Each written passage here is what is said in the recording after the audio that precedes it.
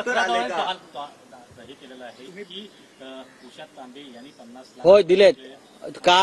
काल नीलम गोरे या बाहेर पडताना पत्रकारांशी त्या बोलत होत्या खाजगी की मी महामंडळाला 50 लाख दिले उषा तांबेला म्हटले. बोले लोकांनी रेकॉर्ड केलेलं आहे. मी 50 लाख रुपये देऊन माझा कार्यक्रम लावला. जरी मर्सिडीज देऊ शकते असं म्हणते तरी 50 लाख देऊ शकते. भ्रष्टाचाराच्या लक्षवेधी लावायला किती पैसे घेतात विचारा. लक्षवेधी लावायला, प्रश्न विचारायला, प्रश्न आल्यावरती संबंधितांना बोलवून डील करा. माझ्याकडे सगळी माहिती आहे आणि पुराव्यास आहे. ते हक्कभंग आणा, काय तुमचा हक्कभंग वगैरे आणा.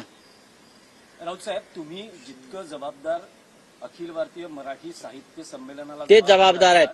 पण जे एकूण सगळे कार्यक्रम झाले ज्यात राजकीय नेत्यांचीही व्यासपीठावर काय उपस्थिती अहो ते लागली. संमेलन शरद पवार हे या पूर्ण बघा प्रधानमंत्र्यांपासून अध्यक्ष होते. पूर्णपणे चुकीचं आहे. शरद पवारांनी पुढाकार घेतला दिल्लीमध्ये साहित्य संमेलन. पवार साहेबांनी पुढाकार घेतला का नाही मला माहित नाही. पवार त्याचे स्वागताध्यक्ष होते. संजय नहार आहे सरचे, त्यांची मूळ कल्पना होती.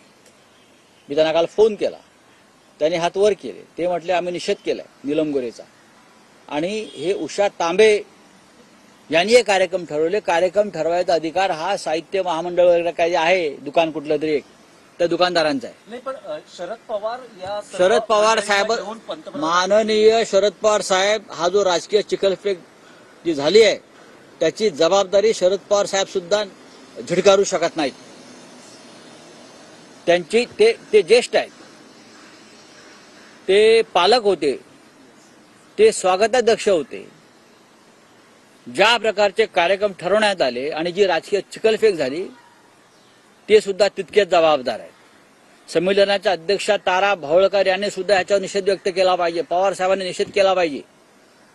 पण पवार साहेब गप्प आहेत, अजूनपर्यंत भूमिका नाही. आता आज त्यांचा माझा आवाज त्यांच्यापर्यंत आज जाईल ना. आता गप्प कसे राहू शकता? तुमच्यावर चिखल फेकतात तेव्हा आम्ही उभे राहतो ना. ही कोण बाई आहे नीलम गोरे? हे कुठलं भूत आहे जे साहित्य संमेलनाच्या मंचावरून गरळ ओकते?